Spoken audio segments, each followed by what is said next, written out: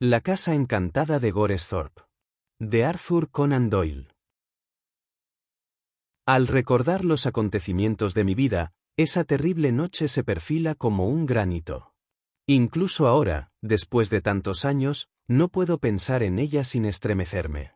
Todos los incidentes y acontecimientos menores los clasifico mentalmente como ocurridos antes o después del momento en que vi un fantasma. Sí, vi un fantasma. No seas incrédulo, lector, no te burles de la frase, aunque no puedo culparte, porque yo mismo fui bastante incrédulo en una ocasión. Sin embargo, escucha los hechos de mi historia, antes de emitir un juicio. La antigua casa estaba en mi finca de Goresthorpe, en Norfolk. Ya la han derribado, pero allí estaba cuando Tom Holton vino a visitarme, hace unos años. Era un viejo montón de escombros en la intersección de las carreteras de Morselly y Alton, donde ahora se encuentra la nueva carretera de peaje. El jardín circundante había estado obstruido durante mucho tiempo por una espesa maleza, mientras que charcos de agua estancada y la basura acumulada de todo el pueblo envenenaban el aire circundante. Era un lugar lúgubre durante el día y espeluznante por la noche, pues se contaban historias extrañas sobre la casa. Se decía que de esas paredes desgastadas por el clima salían ruidos que labios mortales nunca habían pronunciado. Los ancianos del pueblo todavía hablaban de un hombre llamado Job Garston, que 30 años antes había tenido la temeridad de dormir allí y que había sido sacado por la mañana, convertido en un hombre destrozado y de pelo blanco. Recuerdo que yo solía atribuir todo esto a la influencia que el extraño y desolado edificio antiguo ejercía sobre las mentes incultas y moralizaba sobre los efectos de una educación liberal para eliminar tales debilidades mentales. Sin embargo, solo yo sabía que la casa tenía, en lo que se refería a delitos atroces, la posibilidad cierta de estar embrujada. El último inquilino, como descubrí en los documentos de mi familia, fue un tal Godfrey Marsden, un villano de primera línea. Vivió allí a mediados del siglo pasado, y fue un símbolo de ferocidad y brutalidad en toda la región. Las paredes de aquella casa habían sido testigo de los crímenes atroces cometidos por aquel execrable individuo. Sin embargo, en su caso la justicia se administró con laxitud, y Marsden logró escapar al continente, donde se perdió todo rastro de él.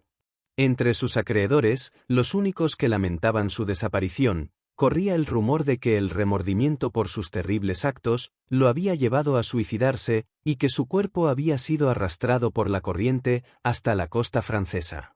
Pero quienes mejor lo conocían, se reían de la idea de que algo tan intangible como los remordimientos pudiera tener algún efecto sobre un rufián tan empedernido.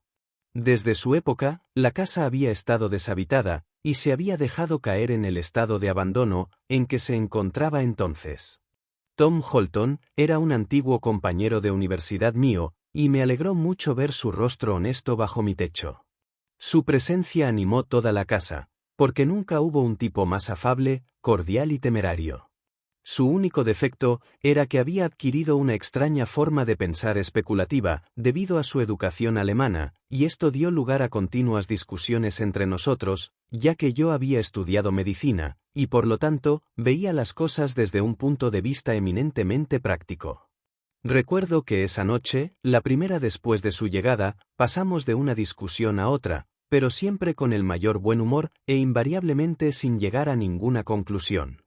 No recuerdo cómo surgió la cuestión de los fantasmas. En cualquier caso, allí estábamos, Tom Holton y yo, a medianoche, en medio de un debate sobre espíritus y espiritismo. Tom, cuando discutía, solía sacar una gran pipa de raíz de brezo que tenía, y para entonces, estaba rodeado por una densa espiral de humo, de cuyo centro salía su voz, como el oráculo de Delfos, mientras su robusta figura se alzaba entre la bruma. Te digo, Jack, estaba diciendo mi amigo, que la humanidad puede dividirse en dos clases: los hombres que dicen no creer en fantasmas y les tienen un miedo mortal, y los hombres que admiten al menos la posibilidad de su existencia y se desviarían de su camino para ver uno. Ahora bien, no tengo escrúpulos en reconocer que pertenezco a esta última categoría. Por supuesto, Jack, sé que tú, como médico, eres uno de esos hombres de ciencia que caminan por el estrecho sendero de los hechos ciertos. Y con toda la razón, en una profesión como la tuya. Pero yo siempre he tenido una extraña inclinación hacia lo invisible y lo sobrenatural, especialmente en este asunto de la existencia de fantasmas. Pero no pienses que soy tan tonto como para creer en el clásico espectro, cubierto por una sábana blanca, que arrastra una pesada cadena, y se oculta en el refugio sombrío de alguna escalera trasera o un sótano oscuro. No, nada de eso. Bueno, Tom, veamos qué idea tienes de un fantasma creíble, repuse yo, con cierta ironía. No es tan fácil explicárselo a otra persona, aunque yo pueda definirlo mentalmente bastante bien. Tú y yo, Jack, sostenemos que cuando un hombre muere, ha acabado con todas las preocupaciones y problemas de este mundo, y es un espíritu puro y etéreo. Sin embargo, lo que yo siento es que es posible que un hombre salga apresuradamente de este mundo, con el alma impregnada de una pasión que lo absorba todo, y que se aferre a él, incluso después de haber cruzado las puertas de la tumba. Ahora bien, continuó Tom, agitando su pipa de un lado a otro, a través de la nube de humo que lo rodeaba, el amor, el patriotismo o alguna otra pasión pura y elevada pueden ser abrigados por alguien que no es más que un espíritu. Pero también podría ocurrir, con sentimientos tan groseros como el odio o la venganza. Uno podría imaginar que estos sentimientos, incluso después de la muerte, empujan al espíritu a manifestarse y obrar de determinada manera en el mundo de los vivos. Esto explicaría las cosas inexplicables que suceden incluso en nuestro propio tiempo, y la creencia profundamente arraigada en los fantasmas, que, aunque nos empeñemos en negarlo, existe en todos nosotros y ha existido en todas las épocas. Puede que tengas razón, Tom, dije. Pero como dices, soy un hombre de ciencia, y como nunca vi ninguno de tus espíritus, debo pedirte permiso para dudar de su existencia.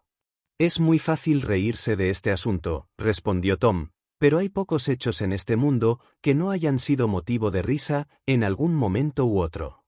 Dime una cosa, Jack, ¿alguna vez intentaste ver un fantasma? ¿Alguna vez te dedicaste a cazar fantasmas? Bueno, no puedo decir que lo haya hecho alguna vez, dije. ¿Y tú? Hasta ahora, no he tenido ocasión de hacerlo, dijo. Se quedó callado durante unos minutos, mientras fumaba su pipa pensativamente. Mira, Jack, continuó. Te he oído hablar de una vieja mansión o casa que tienes en la finca, de la que se dice que está embrujada. Quisiera que me prestes la llave y me instalaré allí mañana por la noche. ¿Cuánto tiempo hace que nadie duerme allí?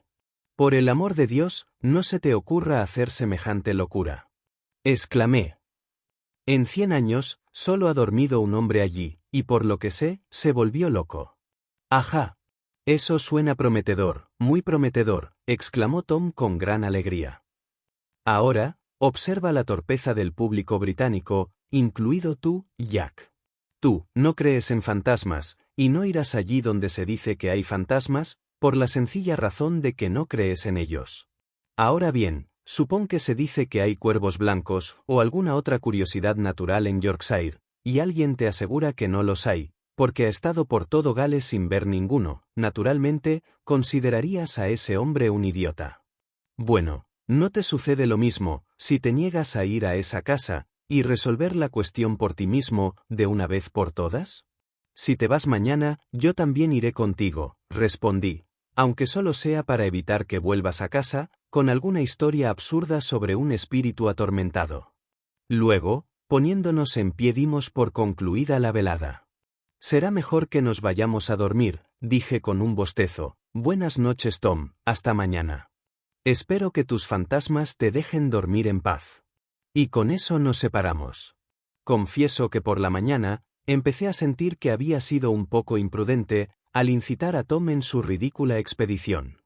Es ese maldito whisky irlandés, pensé. Siempre meto la pata después del tercer vaso, pero quizá a estas horas, Tom también lo haya pensado mejor. Sin embargo, en esa expectativa me sentí tristemente decepcionado, porque Tom juró que había estado despierto hasta el amanecer, planeando y preparando todo lo que haría esa noche. Llevaremos pistolas, siempre es mejor tomar precauciones, ¿sabes, amigo? Además, llevaremos nuestras pipas, unas mantas, unos sándwiches y una botella de whisky. Creo que nada más. Por Júpiter, creo que esta noche desenterraremos un fantasma. Dios no lo quiera, exclamé mentalmente, pero como no había otra salida, pretendí sentirme tan entusiasmado por el asunto como el propio Tom. Tom estuvo todo el día en un estado de excitación descontrolada, y al caer la tarde, ambos caminamos hasta la vieja casa de Goresthorpe. Allí estaba, fría, desolada y solitaria como siempre, con el viento aullando a su alrededor. Grandes ramas de hiedra, que habían perdido su agarre en las paredes, se balanceaban y se agitaban con el viento.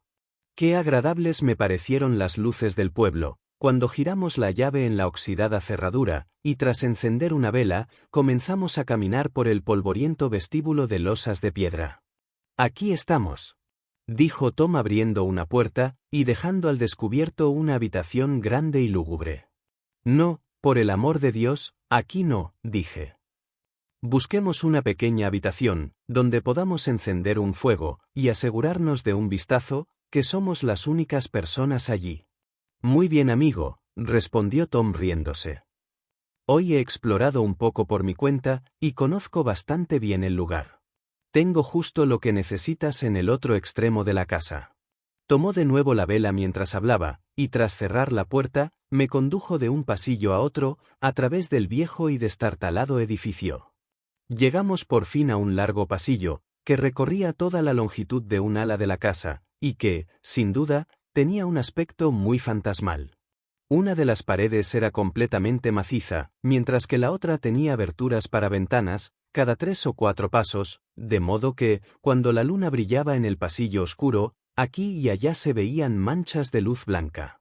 Cerca del final de aquel pasillo, había una puerta que conducía a una pequeña habitación, más limpia y de aspecto más moderno que el resto de la casa, y con una gran chimenea frente a la entrada.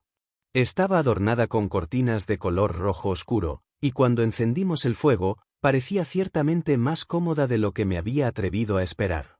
Tom parecía indeciblemente disgustado y descontento con el resultado. «Esto no es lo que yo llamaría una casa encantada», dijo. «Bueno, lo mismo podríamos sentarnos en un hotel y esperar ver un fantasma. Este no es, de ninguna manera, el ambiente que yo estaba esperando. Tal vez, fue nuestro curioso entorno, el que le dio sabor a los sándwiches y al whisky, y nuestra propia excitación reprimida, la que le dio entusiasmo a la conversación. Sin duda, ninguno de los dos había pasado una velada más agradable que aquella. Afuera, el viento aullaba, agitando la hiedra que se arrastraba por el aire.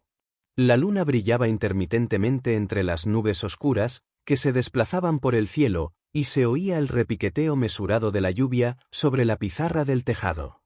Puede que el techo tenga goteras, pero el agua no llegará hasta nosotros, porque encima de nuestras cabezas hay un pequeño dormitorio con un suelo muy bueno, dijo Tom.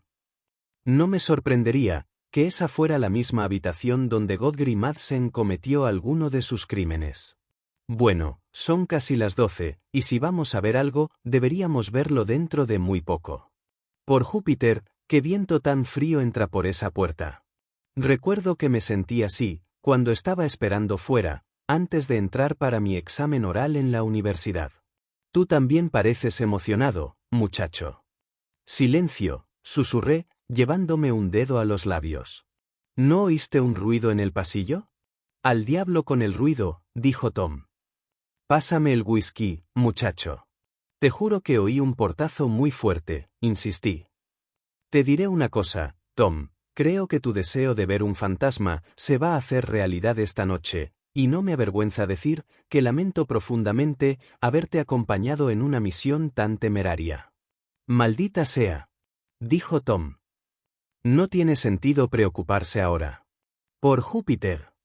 ¿Qué es eso? Se oyó un suave goteo en la habitación, cerca de Tom. Ambos nos pusimos en pie de un salto, y Tom estalló en una carcajada. «Jack», dijo, «estás haciendo de mí un verdadero niño asustadizo. Después de todo, es solo la lluvia la que ha entrado, y está cayendo sobre ese trozo de papel suelto en la pared de allí. Qué tontos fuimos al tener miedo.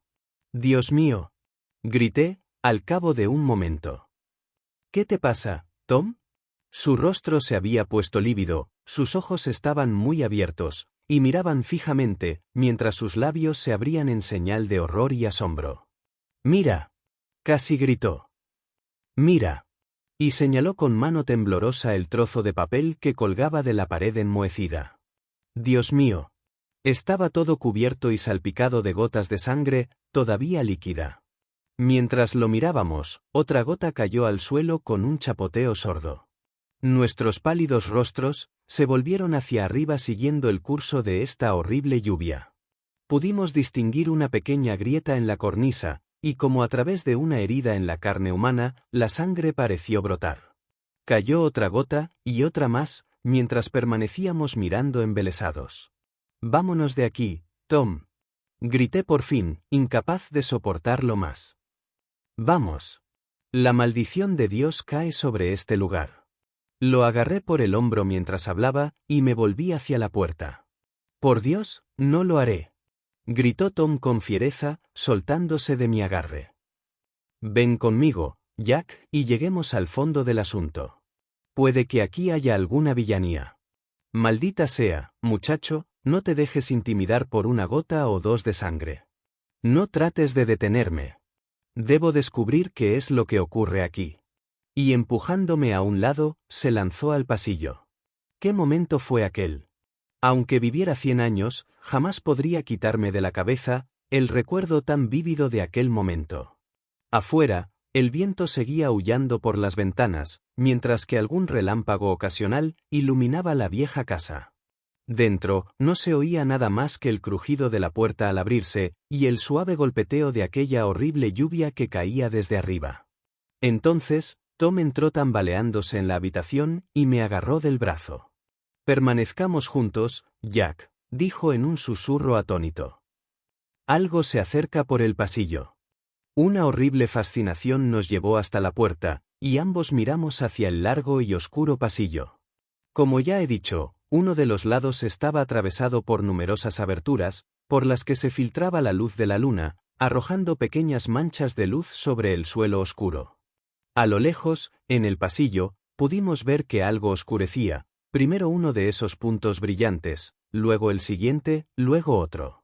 Desapareció en la penumbra, luego reapareció, donde la siguiente ventana arrojaba su luz, luego desapareció de nuevo. Se dirigía rápidamente hacia nosotros. Ahora estaba a solo 4 ventanas de nosotros, ahora a 3, ahora a 2, 1. Y luego la figura de un hombre emergió en el resplandor de la luz que brotaba de nuestra puerta abierta. Corría rápidamente y desapareció en la penumbra al otro lado de nosotros. Su vestido era anticuado y desaliñado, y lo que parecían ser largas cintas oscuras colgaban entre su cabello a cada lado de su rostro moreno. Pero ese rostro en sí, ¿cuándo podré olvidarlo?